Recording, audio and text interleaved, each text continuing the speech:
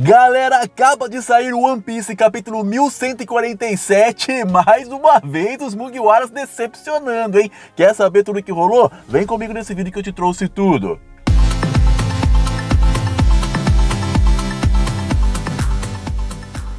Fala galera, beleza? Tô nerd na área para mais um vídeo de One Piece, hoje trazendo para vocês o capítulo 1147 completaço, tá? Então já vai largando o like, se inscreve e ativa o sininho das notificações para não perder os vídeos de One Piece que saem aqui no canal, beleza? E agora sem mais enrolação, bora saber tudo que rolou em One Piece 1147. O título do capítulo é As Coisas que Nós Tememos, então pode esperar o poder do Killing chegando aí, né? E na capa nós temos a peregrinação da Yamato, dessa vez no volume 32, e o Daimyo de Udon agradece ela profundamente, dando comidinha pra ela ali. Já o capítulo começa num flashback, onde nós vemos o Sal, antes de cair diante do poder dos Summers, pedindo pra que a Robin, galera, ficasse bem escondidinha e cuidasse das crianças por ele, porque ele disse que os Cavaleiros Sagrados são imortais. E então nós temos a imagem dele caindo diante dos Summers, que escuta ali alguma coisa estranha ali no cabelo do Sal, mas quando ele vai olhar para ver o que é, chega ali a Gunko com os chapéus de palha que foram capturados, galera. Tá ali o Jinbe, o Usopp, o Brook e a Nami capturados unicamente pela Gunko. Cara, isso aqui é vergonhoso, cara. Tá tudo sentadinho ali, capturado. O Killing fica, né, naquele desespero, fala: ô, você tá comprando treta com o Yonkou, o Luffy do chapéu de palha? Larga esses caras aí, meu amigo. Deixa esses caras amarrados aí, vamos embora, vamos cumprir a nossa missão. A Nami tá muito brava porque o Kron foi capturado também e colocado na fila junto com as outras 9 crianças, e ela reclama que o Jinbe estava com eles e não conseguiu fazer nada. Mas você não fez nada também, né, Nami? Pelo amor de Deus, né? Todo mundo foi derrotado por um único Cavaleiro de Deus. Então chega a Gunko ali, faz uma espécie de espada de esgrima, sabe? E taca na cara do Brook. E mete o pé na cara dele também, dizendo que a partir de hoje ele será o seu escravo musical e vai viver os seus dias fazendo música, compondo músicas só para ela. Mas, galera, para o desespero dela, o Brook fala que não pode fazer isso, porque desde o dia que Luffy do Chapéu de Palha salvou a sua vida, ele deve total lealdade ao seu capitão. Ela então ameaça ele, né? Então, você não vai ficar comigo, então você não vai ficar com ninguém, meu parceiro, vai à morte. E ele bate no peito esquelético dele, né? E diz que então, se for para manter a sua honra e a sua lealdade ao seu capitão, ele prefere a morte. Galera, esse Brook, esse é casca grossa, ele era nosso time, né, meu? Fiéis ao Nerd, não é verdade? Todos os chapéus de palha restantes ficam espantados, né, dela conhecer, da música do Brook chegar até os dragões celestiais.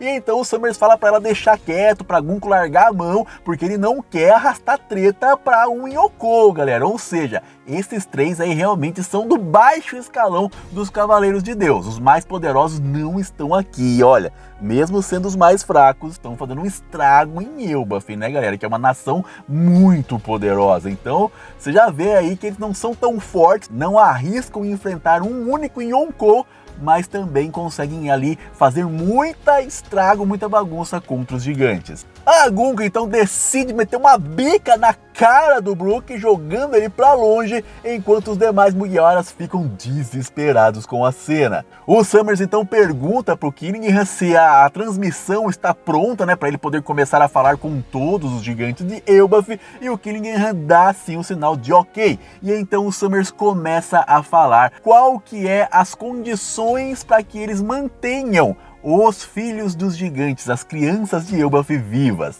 Ele explica que ele tem ali 10 crianças junto com eles que estão indo em direção ao navio que os levará para Mary Joyce, e assume a responsabilidade de todos os atritos estranhos que estão acontecendo na vila de Elbaf. E a gente percebe aqui alguns gigantes lutando ainda com aqueles monstros, né, dos pesadelos, e ficam todos se perguntando o que está acontecendo, de quem é essa voz. E então nós vemos uma cena absurda, com vários monstros de pesadelo chegando pela floresta para continuar a batalha. Então, cara, tem muito pesadelo aí, não são só aqueles que nós vimos lá há alguns capítulos atrás. E esses pesadelos continuam atacando os gigantes em toda a Elbaf, que estão tendo dificuldade para se defender de tantos inimigos assim. E o Summers continua dizendo, e olha que insano, cara, esses espinheiros que ele cria com a sua Akuma no Mi, ele pode dar forma de seres aos seus espinhos, cara. Aqui parece uma serpente e ele está sobre ela a la Hashirama mesmo, que nem eu disse quando ele liberou seu poder pela primeira vez. Cabuloso demais isso aqui, cara. E os demais monstros de pesadelo estão ao redor dele e ele vai dizendo que ele, cara, lá um gigante de barba laranja tentou fazer alguma coisa, tentou se levantar contra ele, mas já está caído no chão completamente derrotado. Ao ouvir isso, aqueles gigantes que estão lá na Biblioteca Coruja, que estão impossibilitados, incapacitados pelo poder da fruta do Killingham, ficam espantados. O Sal conseguiu resolver a situação como um único Cavaleiro de Deus. A gente vê então o Killingham dizendo que as crianças estão prestes a despertar do seu sono, e vamos ver agora se acertamos a teoria que se eles despertando, os monstros somem, né? E então ele pede lá para a professora, que eu esqueci o nome, para poder falar o nome das crianças e conversar com os pais para que eles, né, entendam o real nível da situação, né?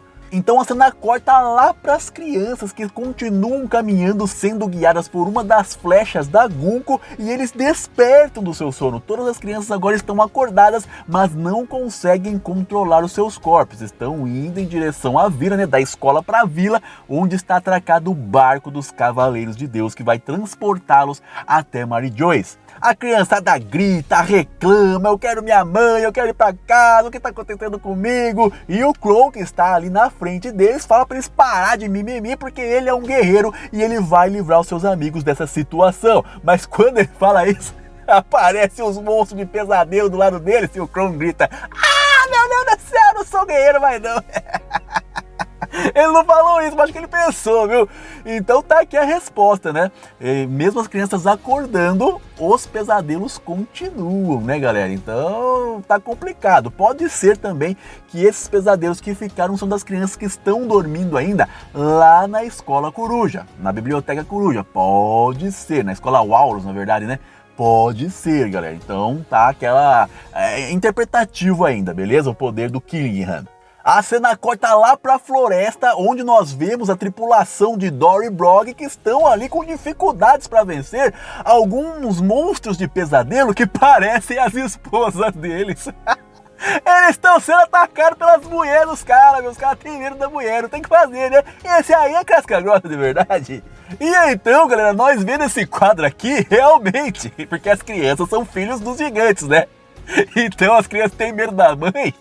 E as mães, as esposas estão atacando os maridos e os caras não têm peito pra lutar com as mulheres, tá tudo com medo, os gigantes. Dory, Brog, tá pedindo desculpa, me perdoa, meu amor, de sair bebendo, de não levar o lixo pra fora. Desculpa, galera, essa parte é muito boa, não tem o que fazer. Ai, meu Deus.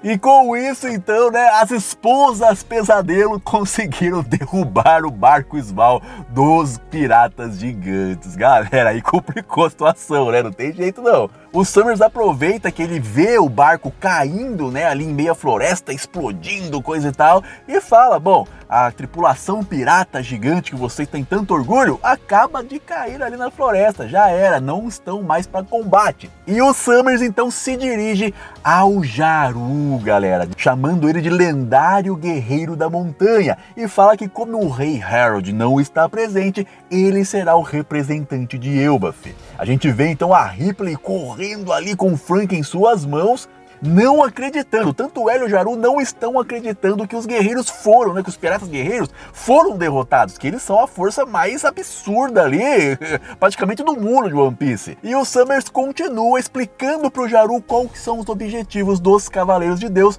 e de Mary Joyce. Eles dizem que querem transformar os gigantes em seus escravos de guerra, e por isso eles estão usando as crianças de Elbaf como reféns, e a cada minuto que eles demorarem para se render, é uma criança que vai acabar sofrendo as consequências.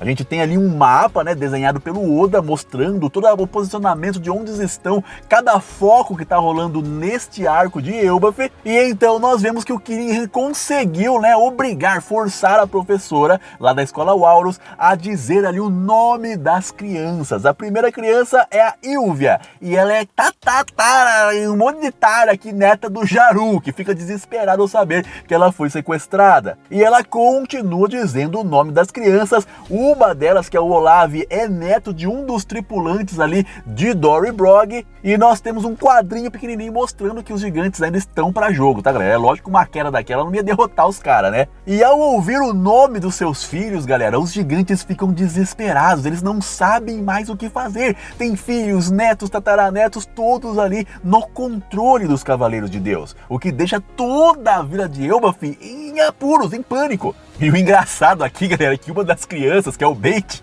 tá sendo sequestrado, mas ele tava com medo da mãe dele bater nele. Essa aí deve ser uma daquelas que derrubou o barco, né? Pode ser. E então o Summers revela que esses são os 9, né? Que eles sequestraram a Primórdio, né? E depois de algum tempo, mais um, que é o Kron, acabou ali tentando fazer alguma coisa para resgatá-los e foi também ali sequestrado pelos Cavaleiros de Deus. Ao ouvir Kron, a Ripley fica desesperada, meu parceiro. Ela fica louca da vida e ela está ali com o Gaban em suas mãos agora. E o Gaban, ao invés de ficar desesperado, ele fala: tá vendo, Ripley? Esse é o meu garoto, rapaz. Puxou o pai, que negócio é esse? Olha lá, tá lutando, foi salvar as crianças. Mas o cara tá sequestrado também, ó, burro. Vai lá salvar seu filho, cara. E o Summers continua dizendo que uma das ordens ali, dos pedidos que ele tem para não acabar com as crianças, é que eles destruam a Biblioteca Coruja e a Escola Walrus e esqueçam esse papo de gigantes, aprender sobre história, português não, né? Japonês, geografia. Será que lembra que fala em Fala, é igual a português, pra mim é português, pronto. E voltarem a ser os gigantes raízes mais uma vez. E que após fazerem isso, né, é para eles se curvarem diante do governo mundial e jurarem lealdade, se é que eles querem a segurança de suas posteridades. Mas ao invés dos gigantes, que já estavam em pânico, ficarem mais pânico e já começar a destruir as escolas, os negócios assim, não. Eles ficam putaço da vida. Pera aí, vai machucar meu moleque, minha moleca? Tá de brincadeira, meu parceiro. Vamos pegar esses caras aí, eles estão na rota 8, não estão? Vamos lá descer cacete, hein, Cavaleiro de Deus? Que negócio é esse? E aí se junta uma galera, Dory, Brog, Ripley, Gaban, a galera fica furiosa e tá tudo indo lá pros galhos pra lutar contra os Cavaleiros de Deus. O Summers pergunta, né, pro Jaru qual que é a sua decisão, mas então no meio da transmissão a professora grita, fala: não, tudo menos isso. A biblioteca tem ali o sangue das pessoas de Ohara que lutaram para salvar esses livros. A escola Walrus ensina as crianças a não ligar só pra guerra, mas também ter educação e conhecer a história do seu próprio país. Não façam isso. Isso não é pertencente apenas a Elbaf. A cena corta então lá pro Chopper, que tá com uma cara esquisita, tá comendo um Rumble Ball aqui? O que tá fazendo? Acho que tá comendo alguma coisa, né? Parece que ele está comendo uma Rumble Ball, então já sabe que ele vai sair na porrada com a galera, né? Com o Summers. E ele pede pra Robin não ir. No outro quadro temos a Ripley gritando: Yassan, por favor, salva o nosso filho! Vai lá, vagabundo, faz alguma coisa que preste! E então na página final temos a Robin já se transformando na sua Demon Form e também o Gaban correndo em direção ao campo de batalha principal, que é o galho 8 da árvore Adão de Elbaf. Galera do céu, e os dois determinados. O Gaban dando risada, né? A Robin tá determinada, o Gaban tá cascando o bico. Esse é meu garoto, tá lá, tá sendo sequestrado, igual eu, né? Mas os dois repetem a mesma frase: eu não vou permitir isso. Oh, galera do céu, infelizmente não teremos capítulo semana que vem. Vamos ter que, roer. Eu tô sem dedo já, cara. Tô roendo já o cotovelo daqui a pouco. Esperando o capítulo sair, mas não vai ficar órfão de One Piece. Se inscreve, ativa o sininho das notificações e deixa um comentário qual é o vídeo que você quer de One Piece aqui no canal e eu faço com muito carinho pra você, beleza, galera? E também tem algumas teorias, algumas coisas aí que eu quero trocar aquela ideia bacana com você, certinho? Então não sai do vídeo sem fazer parte da família Tonerd se inscrevendo primeiro. Vou deixar 2 vídeos na tela final, inclusive saiu o vídeo da continuação de Solo Leveling. Você vai esperar até 2028 pra ver a terceira temporada? Não vai, né, cara? Eu tô aqui pra te trazer a terceira temporada. Então vai lá assistir o primeiro vídeo, que é uma luta insana, que é a próxima luta ali do nosso Sung Jin-woo, mais cascarosa de todas. Eu tenho certeza que você não vai se arrepender. Vou deixar aqui na telinha final, clica lá, assiste, que dá brabo demais, certinho? E é isso, galera. Esse é o fim do vídeo. Obrigado por permanecer até aqui e valeu!